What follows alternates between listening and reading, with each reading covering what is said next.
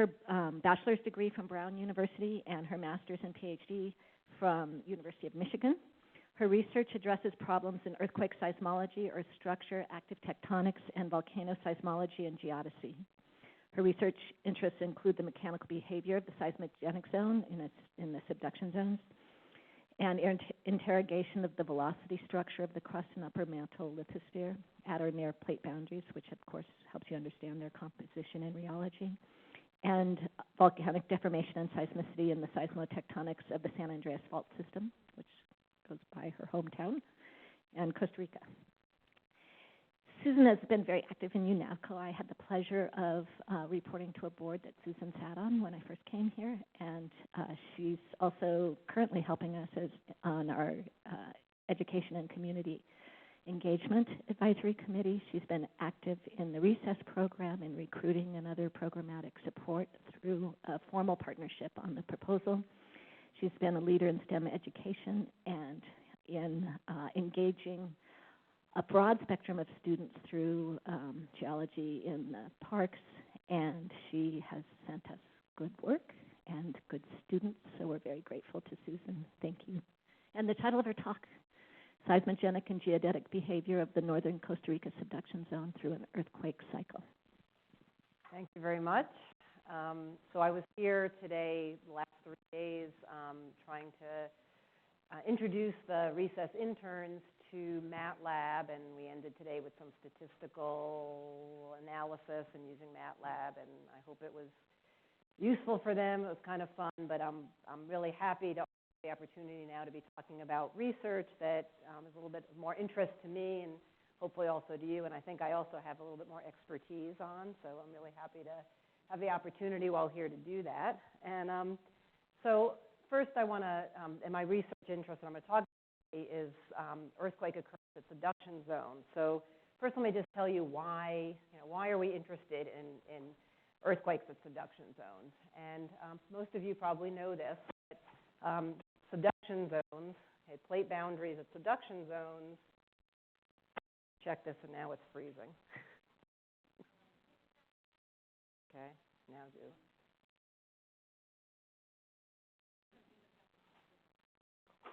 Oops, oh, it'll click. Okay. So it's at subduction zone plate boundaries where the largest earthquakes occur. And you can see that in this map of what's shown as the black blobs, or the rupture zones or areas of the largest earthquakes in the past century. And so you can see that, here we've got the Pacific plate subducting beneath many other plates, what's known as the Ring of Fire.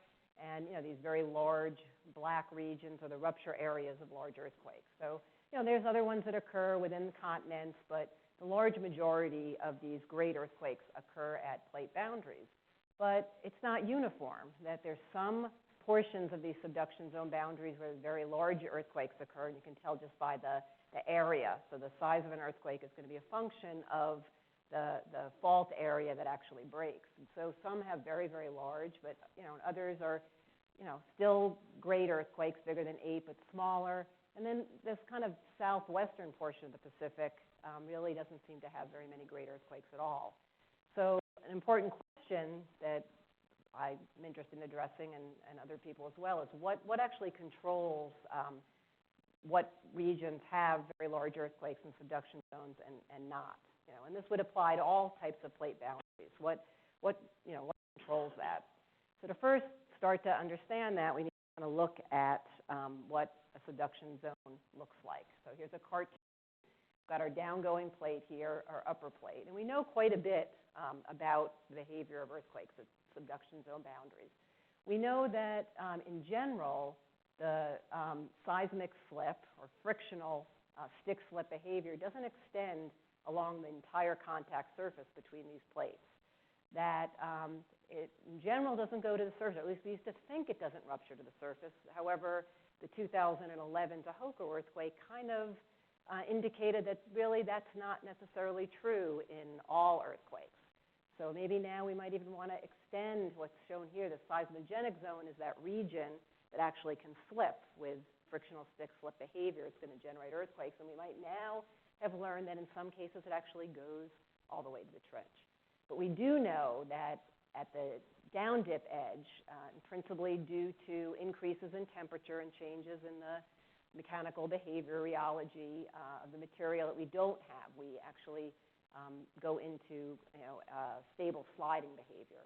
And so we really we'd like to know this extent for different regions because, again, this is the width of that rupture zone. And I mentioned that the area, so the width and the length, that rupture are going to dictate how large the earthquake is. So you can imagine that subduction zones where this seismogenic zone is very narrow potentially is going to generate much smaller earthquakes than when you have a very wide region.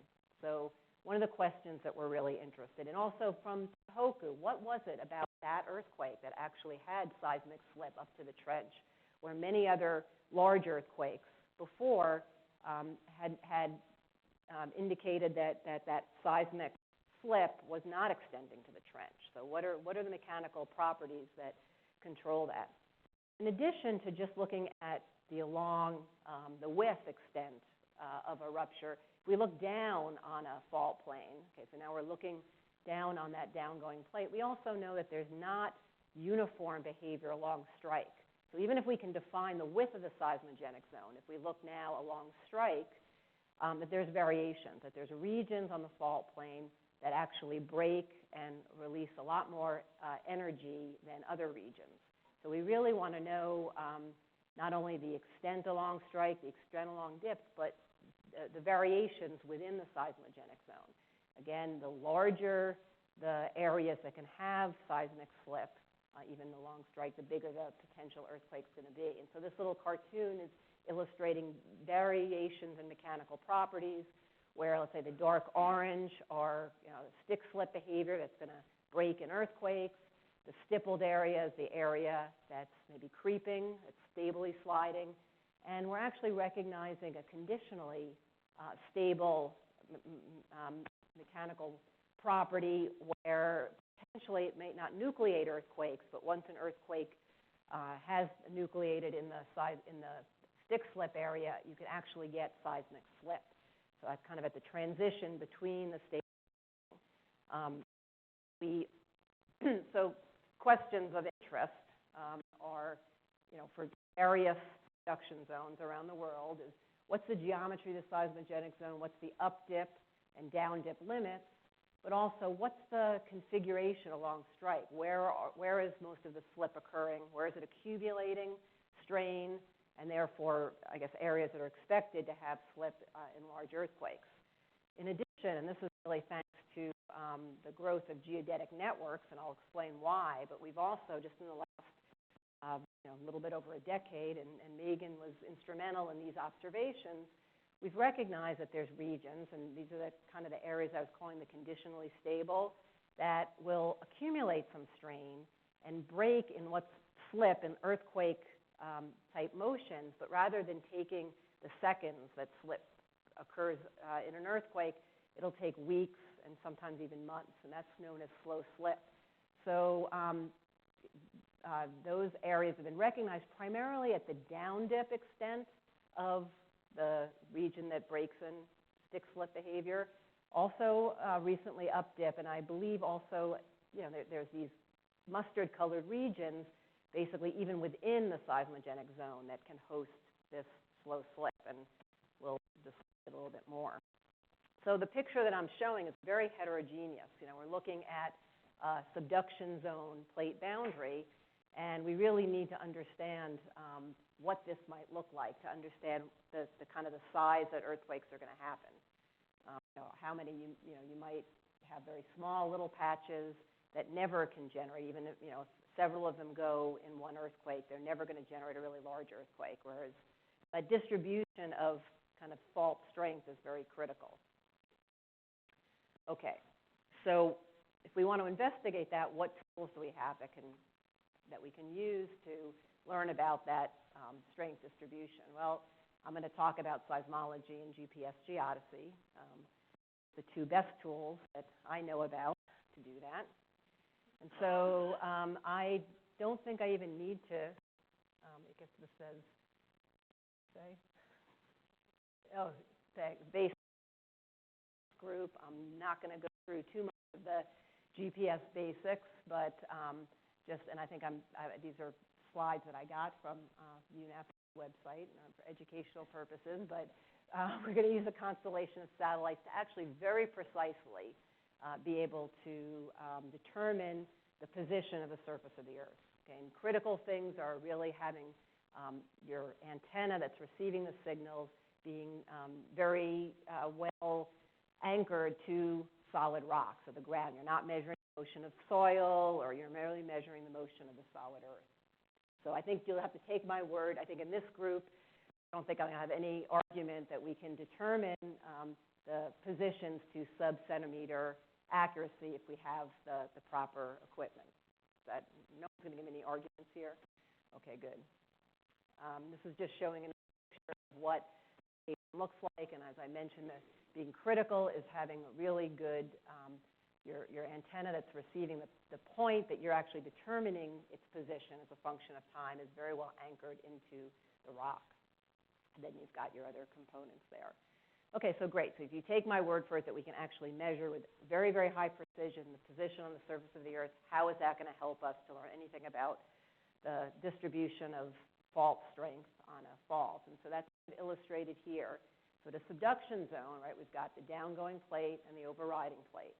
And if our fault, okay, is locked, okay, what's going to happen is the plates are converging, so that you're going to actually have the lower plate is going to drag the upper plate in the direction of convergence. Okay? And so what you're going to get above that locked region is the ground is going to move, in this case to the right, because that's the direction of plate convergence, and actually it's going to be uplifted. But there's going to be a hinge line that once you're below the area that's actually locked on the surface, you're actually going to get motion in the opposite direction, or the direction opposite to motion, and you're actually going to have subsidence. So that's kind of if you're in the stage we call the interseismic stage, between earthquakes when you're above, your measurement is above a locked portion of the fault. Okay, then when the earthquake happens, so that's kind of just in what I said in words, it's the interseismic stage. But when the earthquake happens, when you build up enough strain that overcomes the strength of that fault, then you're going to have your earthquake, and you're going to get motion in the opposite direction. Okay, so that's illustrated here. The upper plate is actually going to move in the opposite direction of plate convergence, and you're going to have, again, your hinge line where it's going to switch position. So here you're going to have a change, again, at this hinge line. I'm emphasizing that because most places we don't actually observe that hinge line, and I'm going to show you that we actually do in our observations.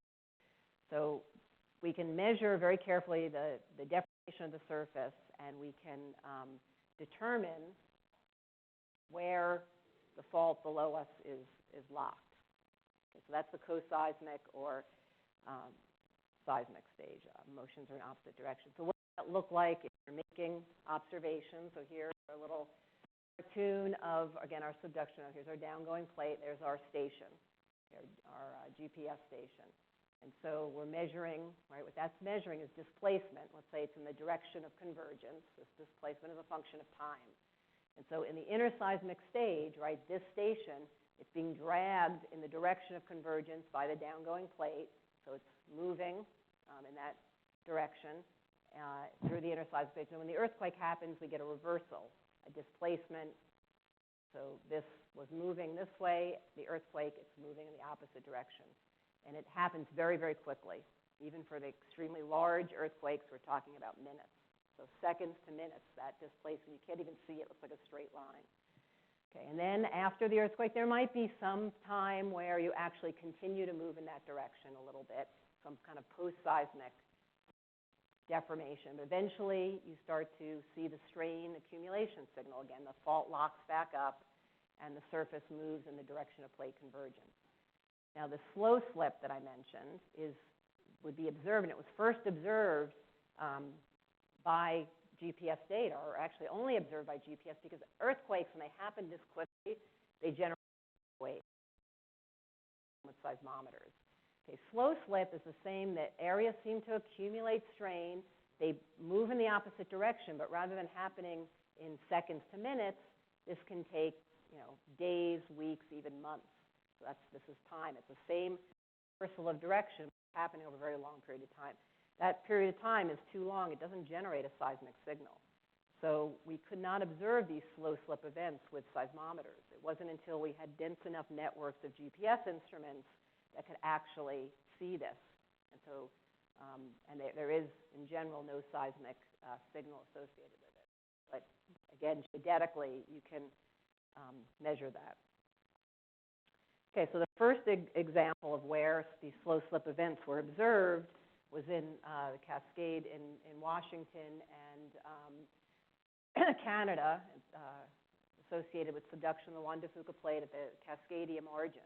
And this shows some of the initial observations where these are GPS stations. And what you're seeing is the black lines are showing the interseismic, the direction that the surface is moving between these little slip events. So here's displacement as a function of time. You get just what I showed you, this strain accumulation and then a reversal, except it's not an earthquake. It's taking 2 weeks, not just minutes or seconds. Hard to see here, but this is 1996 to 2010, a very long time period. So you see strain accumulation, slow slip, strain accumulation, slow slip. So the black is this direction, and the red is one of these. I don't know which one, but is the change in direction. And it looks just like earthquake, opposite direction. The surface is moving, except, as I said, it's taking a couple of weeks. And what is also shown here, so this is the geodetic, this is the actual displacement of the surface of the Earth. What's shown here, down here, are these spikes. As I said, that when these slow slip events happen, the slip is taking weeks to happen. You don't generate seismic waves, but when they're happening, what people noticed was there was a lot more kind of noise on seismic instruments nearby. And that was called seismic tremor, because it was kind of, but you'd see it over many stations, so it wasn't just wind blowing or, it looked like something the Earth was doing. And so because they were associated with these slow slip events, the term episodic tremor and slip was given to these particular events because they are so episodic. And in fact, they were first observed in Cascadia and have now been observed in many places, southwest Japan. And I'm going to talk about some slow slip in Costa Rica. Okay, so I think that's kind of the background. I didn't say how we use seismology, but we actually can observe where seismic signals are going with seismology. So it's I think, more intuitive of how you might use that to determine something about the properties of the fault. Okay, so I want to take you now to Costa Rica, which is a great place. I've been working there for 20 years or so. But was very fortunate in over my career, you kind of, if it's an area that has the potential for a large earthquake, we knew that, and that earthquake had just happened last September. So I was fortunate enough to actually be making measurements in the interseismic phase, late interseismic, recording the actual seismic event, and now we're making records into the post-seismic, and hopefully we'll continue long into, back into the late or mid-interseismic. Anyway, it's pretty rare to be able to make both geodetic, near-field geodetic, and seismic measurements throughout an earthquake cycle, and so it's pretty exciting to be able to do that. And so I want to tell you a little bit about that region. And so we're looking here. I'm going to be talking about the Nicoya Peninsula. This is Costa Rica right here, specifically about the Nicoya Peninsula, right there, where the Cocos plate is being subducted beneath the Caribbean plate at a pretty fast velocity of about 8 or so centimeters a year. So here we are in Costa Rica. This has been updated. It's a little bit slower than 91, maybe more like 80 millimeters a year. Okay, so just things about focusing on the Nicoya Peninsula there. It's had a history of 7.5 to 8 earthquakes. First one recognized, I guess, historically in 1853. 1900. 1950 was the first one to be really well recorded, and so it has a magnitude associated with it. And then, fortunately, I guess, and I say fortunately because nobody was killed. It was a large earthquake about magnitude 7, similar size to this one, happened in September, and nobody died. So that was, I can say that. Otherwise, it's, you have to, you can't say fortunately an earthquake happened. But we learn, we're hopefully going to be learning a lot. 7.6 estimate. Okay, so as I mentioned, I've been working in this area for quite a long time. The first big experiment I was involved in was in 1999 and 2000 in this area. And so we actually, we had many, at that time, campaign GPS sites. They weren't continuously operating, but you go, you put in the antenna, and you make observations for a few days, and you go back. And so the difference between those positions gives you a velocity, but it's not a constant. What I showed you, and I'll show you lots of data continuous, kind of before really there were many continuously operating stations. So what's shown here are in the, you can see in the green diamonds are the actual campaign sites that we established. And we actually, some of these were established even in, I think, 1996, the first, I think, or maybe even, or Chuck may even know even before. But and then we had an experiment. So the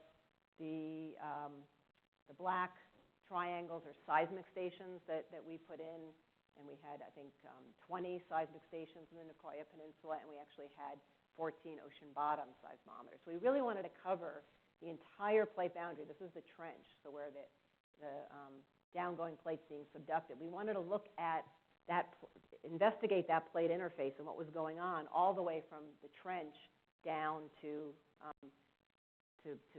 past where the earthquakes were occurring. Because we want, again, remember, we want to parameterize where do the earthquakes start? Where does the seismogenic zone start in depth? Where does it end? And then get some information about variations in strength and behavior along strike. So we really had to cover. And most places, if you don't have ocean bottom seismometers, you actually are missing most of the plate boundary that's active.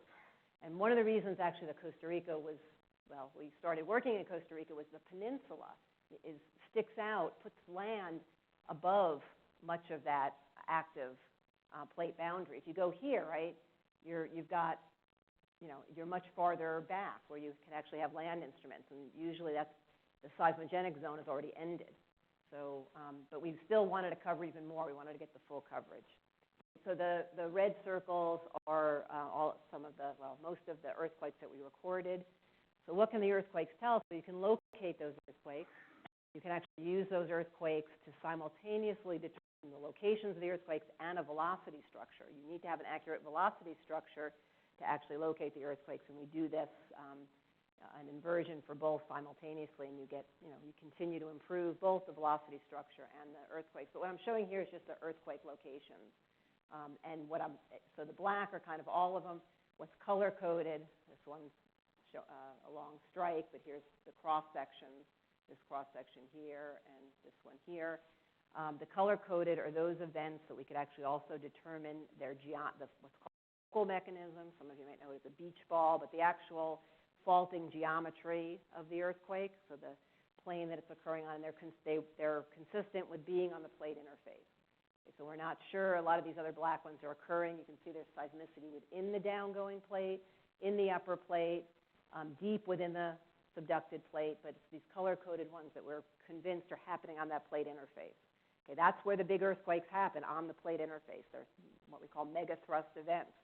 So we want to try to understand the properties of that plate interface. Not to say that some of this other seismicity isn't interesting, but the focus of this was to understand the plate interface. So we did learn a few things. This is histograms of the depths of the earthquakes, and we learned some interesting things. We learned that actually there was a difference in the seismogenic zone, the depth of where the earthquakes start and where they end, that correlated with actually having different oceanic lithospheres subducted on two different sides of this line here in the middle of the peninsula. And that actually oceanic lithosphere in this region was created at the East Pacific Rise, and actually down here at the Cocos-Nazca Spreading Center, two different spreading centers. And they have, they're of comparable age, but they actually have different thermal structure because of seamounts that are mining heat along the East Pacific Rise, and that affects the depth that seismicity starts. That the East Pacific Rise here is a colder margin, where the Cocos Nazca is water temperatures on the plate boundary, at least models. And so that there's a correspondence between that and the depth of the interplate seismicity. The East Pacific rise actually, the underthrusting earthquakes started at deeper depth at about 17 kilometers and go down to 28, whereas in the Cocos Nazca spreading center, they're shallower. Temperature is controlling. We learned a little bit that temperature has a control then on areas that seem to generate earthquakes. So that was kind of one of the key things that we learned about. But we kind of think we nailed down maybe this depth extent of where earthquakes happen. I'll tell you later, we're good on the down dip edge, but just like Japan, first when we saw this, we thought, okay, that this shallow portion, up to 17 kilometers or up to 12 kilometers from the surface doesn't behave seismically. That's not true. But in fact, the down dip is consistent, so we don't get seismic behavior. And I know that because we recorded a large earthquake, and I'll tell you that large earthquake ruptured up shallower than these depths, but we'll get there. So at this time, we thought we nailed the depth extent of the zone that generates earthquakes. Okay, so for the geodetic data, I guess I'm just reminding me or everybody, all of these blue, they change color, but all of the blue diamonds are campaign sites that were measured at least, I think, 3 times. So we could get velocities. So what did that look like? So here we're looking at, these vectors are the velocity at the surface is moving, okay? And here's a measure, so 10 millimeters a year. So, it looks like some of these are, at least 20 or so, maybe more millimeters a year. So it's pretty fast for the, pretty fast convergence because the plate boundary has a fast convergence rate. So this is what we see at the surface. So this is the kind of data, and this is pretty nice, dense data. That can be inverted. So the fact that this surface is moving, we can invert that data for what parts of the plate are actually locked and locked and therefore dragging the surface above it to give you this, and what are not locked. So we can actually invert for a picture of what locking looks like on the plate interface. And so this is the best model, and this work was done by Lu Jiafeng and others. And so what it's showing is color-coded is that percent. So it's 100%. So 1 is 100% locking, means that there's no, these red portions are completely locked. There's no slip at all at that plate interface. And so the idea is they're accumulating all of the strain of the plate motion, and those are the regions. The prediction is these are the regions in here that are going to break and have slip when a large earthquake occurs. Purple regions are basically freely slipping, kind of the aseismic, the creeping areas. Well before earthquake happened, and we'll compare, that region, so basically onshore here and just offshore here, or, that's completely locked, accumulating strain, and the expectation, and back when this paper was published before the earthquake, was this is kind of when an earthquake happens. This is the region we're going to expect to generate, to have most of the slip. And it's kind of and by its size, you can kind of estimate maybe, and then having how much slip you think is going to happen, you can kind of get an idea of what the size of the earthquake might be. So there it is. And I showed you that model based primarily on the campaign data because we had very, very dense coverage. But we did start to build a network of continuous GPS stations. Okay? And so the very first stations to be recording continuously on the Nicoya Peninsula, they were put in late 2002, and there were 3 of them, these 3 here. And so even in 2004 or 5, we observed what we thought was slow slip in Costa Rica. So again, this is basically the north component of motion, so the plates moving to the northeast. So we see that in the direction of, this is the strain accumulation or motion in the direction of plate motion, and then a reversal here at these three stations, and taking about, so that's diagnostic, and then returning back to the strain accumulation. So early on, the data were kind of noisy, but when we saw this, we started to build a denser continuous network in order to specifically to study these slow slip events. So I'll just, so the network after, I guess, actually we got funding maybe in 2005, and in 2006, we started to build a network, both seismic and continuously operating GPS stations. So let's see, the GPS stations are the triangle. We have all different kinds of sorts of seismic stations. And I don't even know if this is the most updated. I think right now there's over 20, and they're all in the UNAVCO archive, so you can look, but continuously operating GPS stations. And we have about 18 seismic stations. Okay, so I'll just show you since I'm here. You guys will be interested when I show these. As interested in what the different monuments look like. The first, those initial three stations were done, this kind of concrete pillar, and then we learned how to do PBO style really good, and we had both deep brace and short brace, so it wasn't hard rock till quite deep, and so we put, these are 30 to 40 foot braces. Again, remember I told you have to be coupled to the hard ground. You don't want to just measure the motion of, of soil or whatever. And so here's, these are PBO standard stations.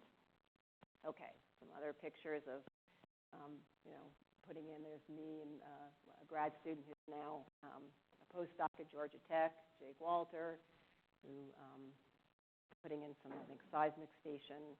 And we actually, remember I told you that associated with these slow slip events, there was this kind of high amplitude noise that correlated that we called tremor. Well, it's low amplitude signal. We wanted to see if we could get tremor. We record tremor here associated with those slow slip events. So we put in some what are deep vault. We wanted to get quiet stations. And then the surface was pretty noisy. Wind blows roots. And so we had some borehole stations. I'm not showing you. We had borehole sensors. But they're very expensive and hard to drill. So we started this design of 5 meter. So this is Jake and down in a 5 meter hole of putting seismometers. And we have several of them, and they're quiet and they're really nice. They're terrible to work in. They're smelly. They're hot. They're horrible to work in, but they're really quiet. You're right. I will tell you. Oh no, I'm recording this. I haven't been down in one. I'm on the top. I'm handing stuff down, but now it's recorded posterity. That's for Jake. I'll have to let him show this so he can acknowledge it. Yes, he built a lot of these, and this is.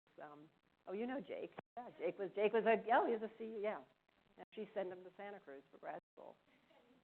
I think he liked it. Well, no. Anyway. He's been to Costa Rica many times. He's been to Antarctica many times. He's doing okay. Okay, I installed one on my own, and I got a backhoe. But I have a Costa Rican collaborator who's a grad student of mine. My first grad student was a Costa Rican. That's how I started working in Costa Rica and continue. He hires people locals to dig, and even when they get to hard rock, they use a Hilti drill to drill. So I don't know why he. I mean, some of the stations are far away. We couldn't get a backhoe in, but the one that I was in charge of installing, I hired a backhoe, dug a hole, and so a lot of them are hand dug. But okay, so there's me with some seismic instruments. All right, but we'll go back to the GPS. So I guess this is the station Indy, was one of the longest running. This one went in 2002. So here the trend is reversed. You're looking at the northeast and vertical component. Vertical is very noisy. This is in the troposphere is really wet. We're in the tropics. But what you can see, what I want to show you here this was the slow slip event in 2003 that I showed you several slides ago at 3 stations. And then we have another one that we observed in 2005. 2007, 9, 11. So they seem to happen pretty regularly. That's one station. I'll show you now kind of a way to visualize geotemporal distribution. What's shown here for lots of stations. I guess where's the label? Well, here's the actual data, but what's shown here is removing the trend, fitting it with a cubic spline, and then looking at variations from that. So what basically going from red to blue represents the motions that would be consistent with slow slip or the earthquake motion. So I'm just highlighting again for 2003 we only had 3 stations. 2005, so these blue areas are consistent with slow slip. We had 5 stations. 2007, 13 stations recorded that event. 2009, 18. I guess 2011 is off here, I think. It's off the end. So in fact, 2007 was the first event we felt we had enough stations, okay, with surface measurements that we could actually invert surface displacements slip. So where is it occurring? How much? So it's just similar to how we do the strain accumulation and invert that for locking on the fault. We invert the actual displacements for slip on the fault. I guess before I show you that, I just want to, these are the vectors for the different slow slip events, just to illustrate they're not exactly the same. So observed at every station, these 3 are pretty similar, but you go look back here, right? So these are the slip during these different slow slip events at the same station. So there's variation. They're not occurring, it's telling us they're not occurring always in the same place.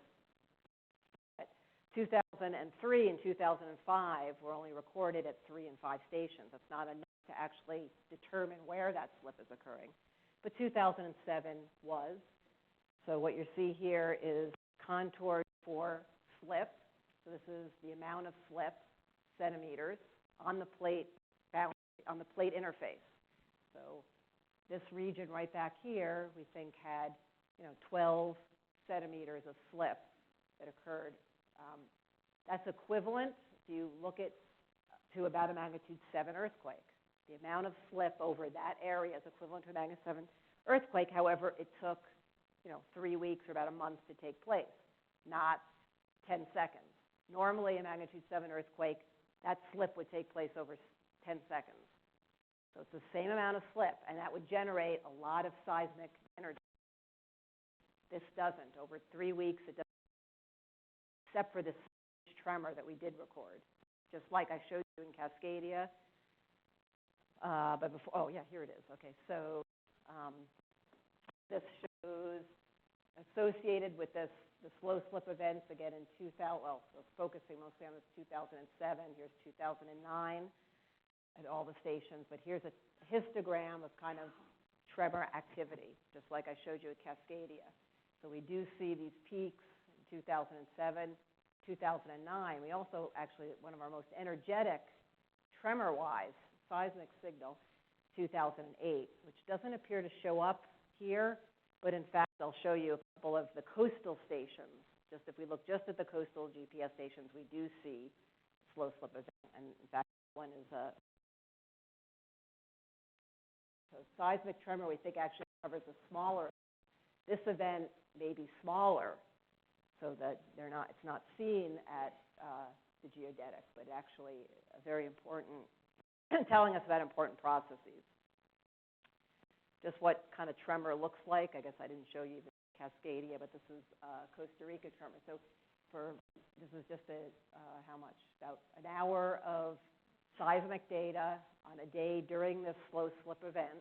And I don't know if it's just packages of kind of, can you see, this is not what Earth look like, but it's correlated packages of kind of high amplitude noise.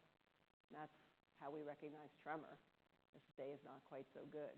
I don't know if I want to go through how we actually can locate some of this. This is just in 1 hour of data. We actually have located 230 little teeny earthquakes that make up this tremor. So as the slow slip is going on, there's little teeny parts of the plate interface that, as the slip is happening very slowly, they have a little bit of accelerated, fast enough slip to actually generate seismic waves. And there may be thousands of these that make up kind of this tremor. So they are actually earthquakes, but they're very small, and there's thousands of them. So we've been able to locate some in 2007, and they're down here. Now, if you remember, I showed you the slip geodetically. The inversion of geodetic slip is here. So this is an event where it doesn't look like the tremor and the slip co-locate, but in fact, we only had 2 or 3 seismics that you can see. I didn't even use any stations down here to locate these. We only had, I think, 1 or 2. So there might be tremor down here as well. We just didn't have enough stations to really locate it. So I'm not going to say that they're totally happening in different areas. I'm going to say that the tremor we can locate happens to be further to the northwest than where the slip's occurring. Okay. Yan Zhang, though, did, even though there weren't that many stations recording in 2003 and 2005, he did go ahead and then reprocessed and looked at 2008 that we see a lot of tremor. And he actually did an inversion for slip in a series of these. So 2005, even though there were only 5 stations, he gets the slip in that event offshore. 2007, I showed you, most of the slip down dip. 2009, also down dip. These two look like very similar events. 2011, offshore. This was the event we had a lot of tremor. Not much slip geodetically, but the coast is offshore. Coastal stations see it. And actually another small event in 2010, which is a lot of tremor. Okay, so put that together. Oh, no, I'm not going to show you. Let me skip over that. Okay. So 2008. Okay, I'm going to skip over that. Okay, so if we put this together, what do we know about the plate boundary from mostly from geodesy and seismology? Okay, I showed you that the inversion for the strain accumulation, looking at the surface deformation, showed us this region pretty much locked in accumulating strain.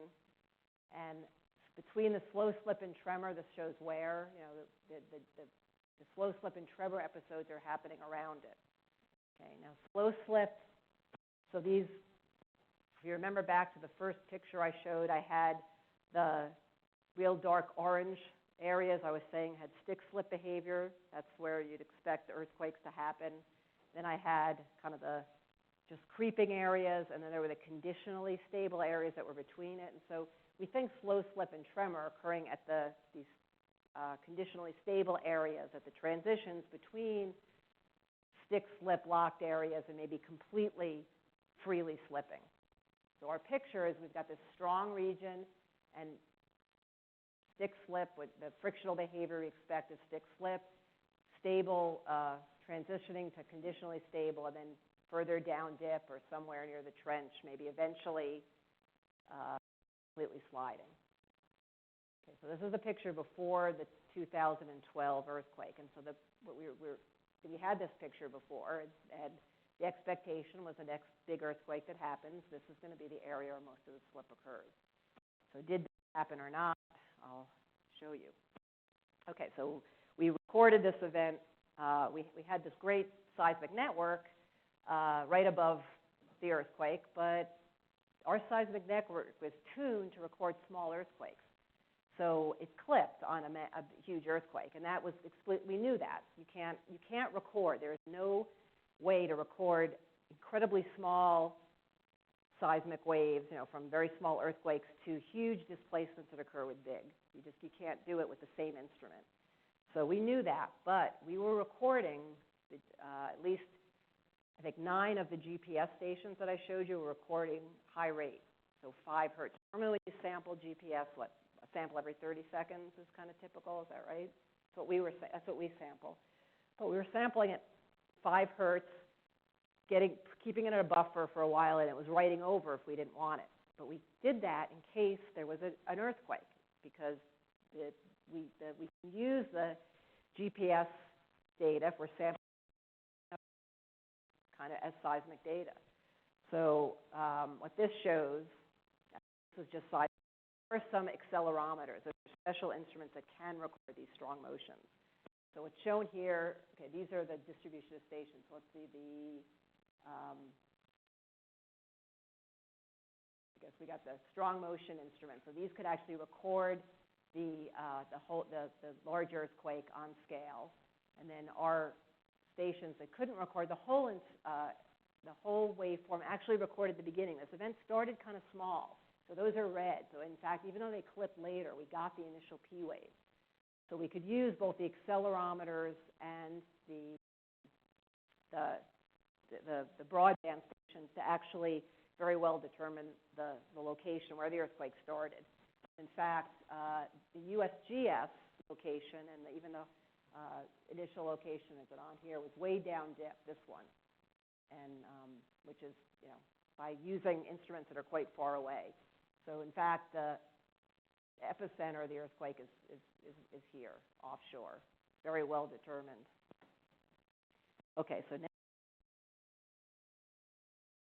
we didn't, to actually determine where the slip's occurring, we need the full waveform. We can't use the broadband data. So here's where we use the high rate GPS and the accelerometers, and actually seismic waves recorded very far away, or teleseismic P waves. Okay, we gridded up the fault, and we're solving using those waveforms in inversion to determine the slip on the plate interface. Okay, and so this is the result. And so here, the high rate GPS were critical, and I'll show you and we're using, we're actually not just using the static offset. For those who know GPS data, we're using the dynamic, the actual recording of the seismic waves at the surface with the dynamic deformation. I'll show you what those waveforms look like. But this is the result of the inversion, the joint inversion. So it uses high rate GPS, accelerometer, and teleseismic. So we have this red patch is where there was about 3 meters slip. So it's an area right here. And again, this occurred over, 20 seconds. So here's, I'll show you that. It overlaps the accumulated strain. So here is the GPS. This is the high rate GPS, the vertical, the east, the north, high rate GPS, strong motion, and here's teleseismic. So the black data, the red are the FIPS. That slip model you make synthetic. So it fits pretty well. Other than the teleseismic, these are sitting right over the area that's also very unusual. Usually your data come from some distance away. You don't usually have a network of instruments sitting right over the area that slipped. So this shows that we also use the dynamic GPS data, but here's the actual static offsets. This is the horizontal, and here's you can't even see, I think, I don't know why I guess they're sitting right on top. You can't even see the difference between the model data. Okay, so in addition, so that's the work that my group did. Andy Newman, I think, maybe with Rocco Malservisi, they actually just inverted they went back actually and they had a lot of campaign sites. Remember I told those campaign sites, those monuments, or those places are still there. So to go back and reoccupy and get a determination of position. So they inverted just the GPS data. Okay, so just the static offsets. And I'll show you their model, but let's see. So we're looking at, so this is actually the GPS data after the earthquake, the horizontal and the vertical. Oh, here's what I want to tell you, the hinge line. So I'm not sure has this ever been observed before in a seismic. Here's the hinge line. Can you see from the hinge line to the trenchward, you've got motions up, the ground moved up, and here behind it they moved down. That hinge line for most earthquakes is offshore. It's not observed. As far as I know, I may be wrong, it's the first geodetically seen hinge line from where you could tell exactly that there was not slip beyond that that point. Good. Okay, so here's a comparison. I showed you this picture before. This was the inverting the GPS data before this earthquake, the area that was locked. The red are 100%. So now this contour is, I think, greater than 50% locked. So this is the lock patch. So this is actually the geodetic determination of the actually slip of the earthquake. Okay, so this onshore patch that was locked accumulating strain was in fact broke completely, or had slip during the earthquake. And this area, that's this black area here, and let's put it as a white circle, is the area that was locked before the earthquake, accumulating strain, but didn't break during the earthquake. And so we actually think that this area still has the potential to break in a future earthquake, and the size and estimating how much slip is reasonable, it could generate potentially another magnitude 7 earthquake. So we're still collecting post-seismic. After an earthquake, there is acceleration. And so we could have, maybe a lot of this is actually slipping post-seismically. We don't know yet. We don't think so, but I'm not going to show you that. Okay, so I'm not going to talk about that. Okay, I guess I'm going to kind of conclude. So this puts together a bunch of things for this area. Okay, the region that was locked before the earthquake, that's this contour or the two blacks. What's highlighted in the red area is the actual region that slipped, the large slip. The green dots are tremor locations that kind of surround the area. Okay, the blue are after, and then some of these areas are slipped, like from the 2007. So we think we actually have a good picture, pretty good picture at least. It's still getting refined of the variations in mechanical or frictional properties on the plate interface. The area that's locked, that accumulates strain, or at least in the interseismic stage before this earthquake, broke in the big earthquake, and the surrounding areas that either host slow slip or keeping continuously. And it looks like there's a segregation. There's not very much overlap. So I think, let me see, in conclusion, slip behavior and then thus the mechanical properties of the seismic zone are very heterogeneous, right? We see a small area, maybe less than 100 by 80 kilometers.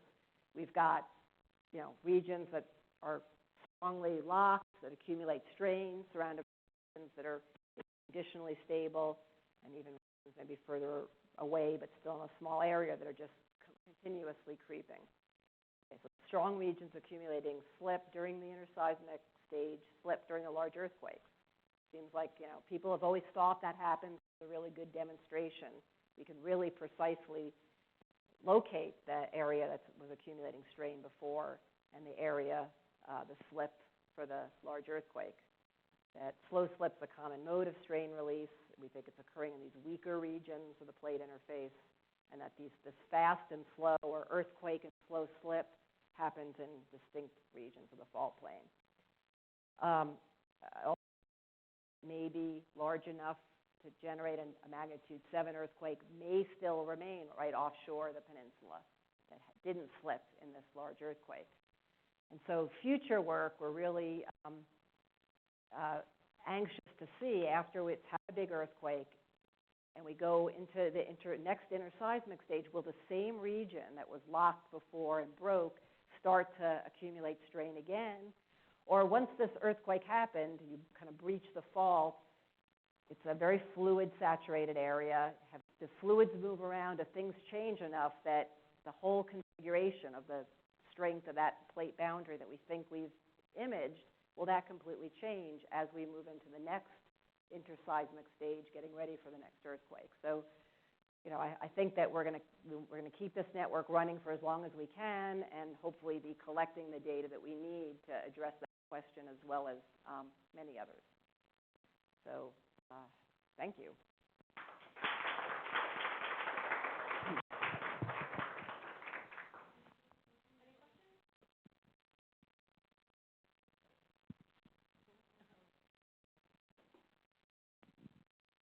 So the other region that's locked, is it up dip or down dip, or at the same? It's up dip of the main big patch.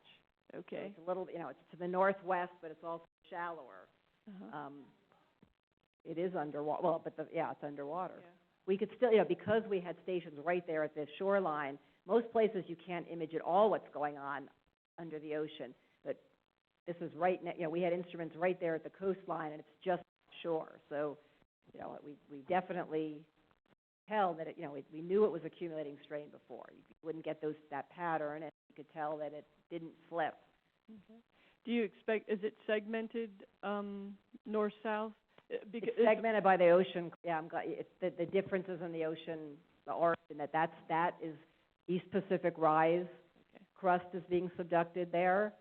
I don't really know what it means exactly, but I'm curious why it didn't trigger if you had right, a large why it didn't magnitude. flip. You know, and it,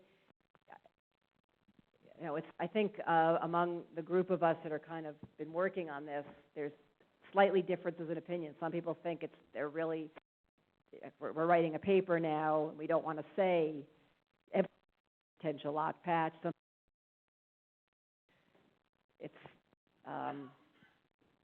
It didn't slip. Whether, you know, if it didn't slip in the earthquake, I feel very confident of that. Whether it's going to have post-seismic slip, whether maybe it will have, has it been slow slip in the area, or it can have slow slip that's relieving this accumulated strain. You know, we don't know. So I'd say at least one feels strongly that it's still, there's a high potential for a magnitude 7 right in that area. I'm not one of those. I'm mentioning it. It's interesting. I don't feel that strongly. It's you know, that potential. But so I have a question. Thank you. This is very enlightening. So this area is obviously very complex, a lot of heterogeneity, and it's in an area that's not densely populated.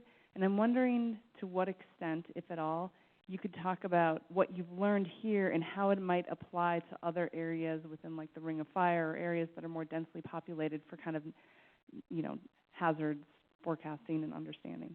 okay. Although it isn't densely populated, it is incredibly now becoming more tourist area. I guess yeah. I mean, there's many large hotels.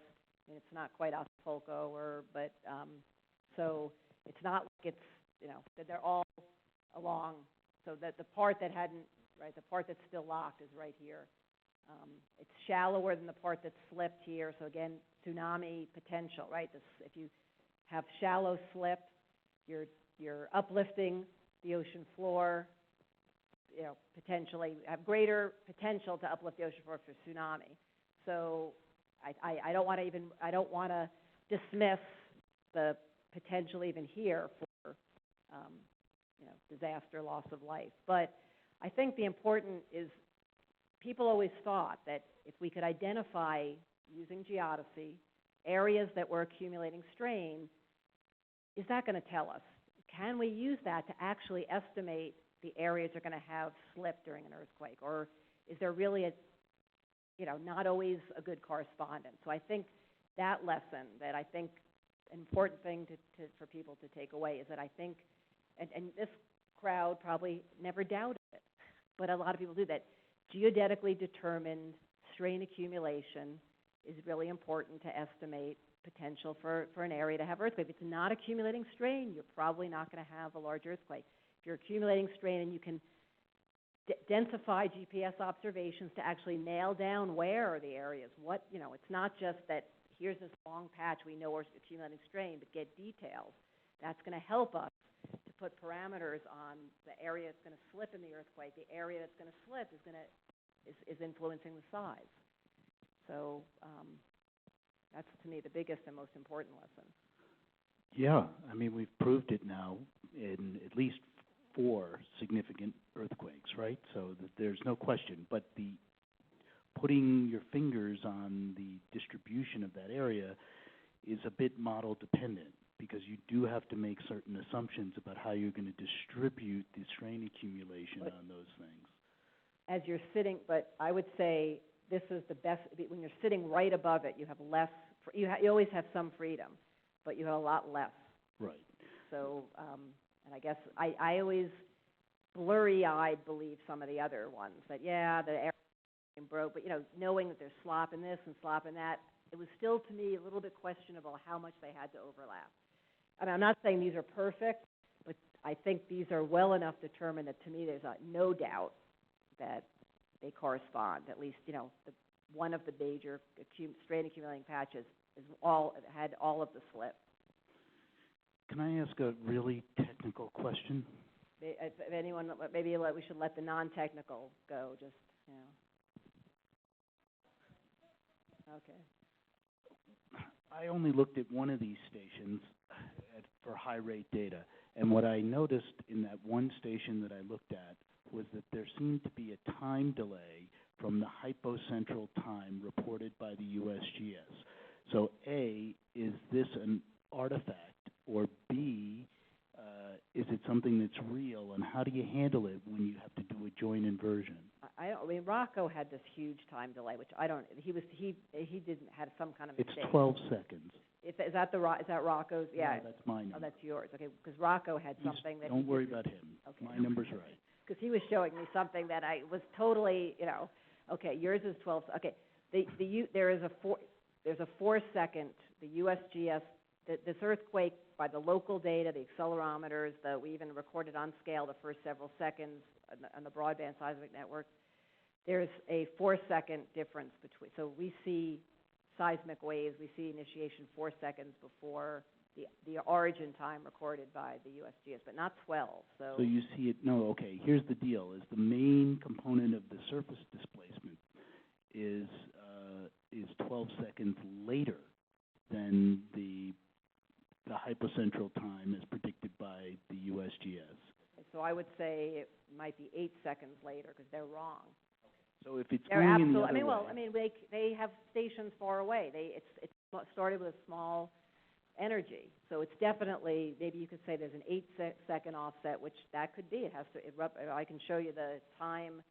You know, it takes time to go from that hypocenter to, which was offshore, to where most of the slip was onshore. So that I would believe 5 or 6 seconds. okay. So we might be close enough that there's not a problem. I don't think there's a problem. I don't think there's a problem. I've looked at all of that data. Yeah. We inverted that data. It's perfectly consistent with the seismic data. Right. But you always invert on GPS time. Yes. Okay.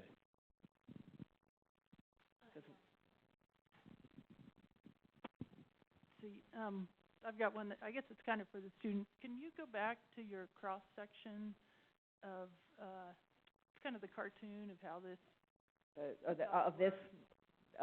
cartoon of a subduction zone, or of the cartoon of the uplift and then the subsidence? and I saw someone has a really good one, like it's an little. Yeah, there's an animation. I have to get that one. Okay. UNAVCO Yeah. page, I think. Sorry. We're almost there. It's okay. I could go just get out of this, but there. Okay, so based on what you've seen and learned, can you just kind of go over this again and So say how this is consistent with what you've seen? And right. So let's see if I have the inner seismic. Okay, so the inner seismic. Yeah. Well, so this is just showing. Well, I guess we have many stations all over, right? So we're looking at.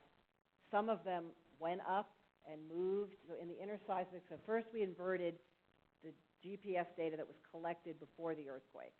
Okay, so we're looking at the interseismic stage. That's before the earthquake, means between earthquakes. So that was to get that patch saying this was locked before the earthquake.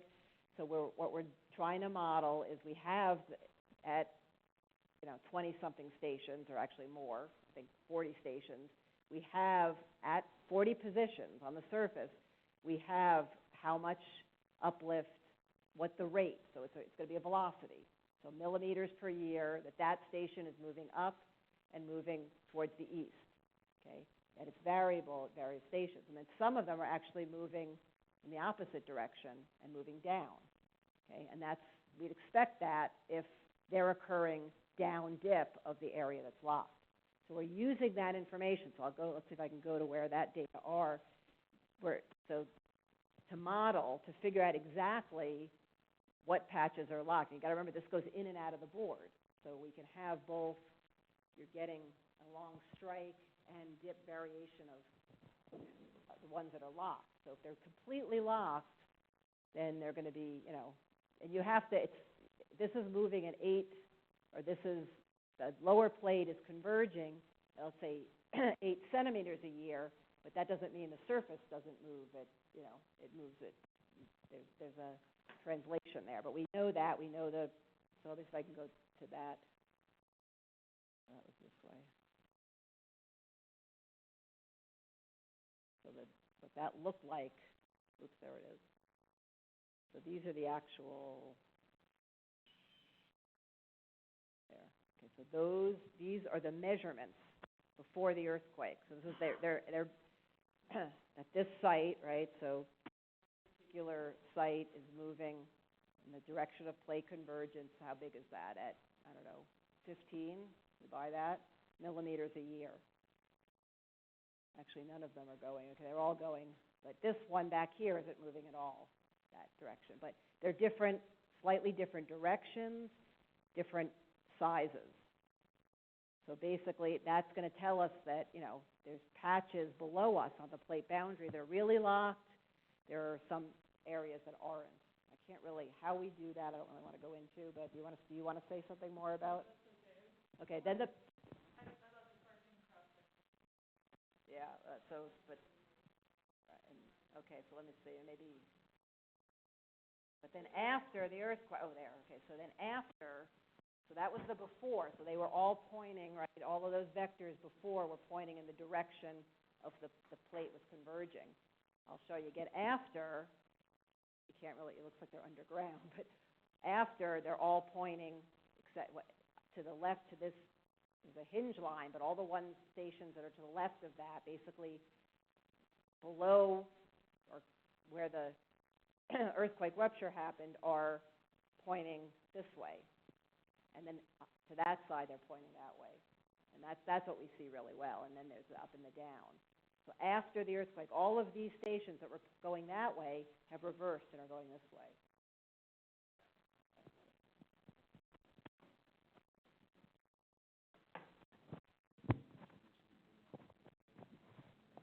Thank you very much, Susan. I think what's most impressive to me is what a small area it is and how well you've been able to sense the heterogeneity. And I think the shallow fault and being right on top of it, you were in the right place at the right time. Yeah, I've been lucky too. So let's thank Susan one last time.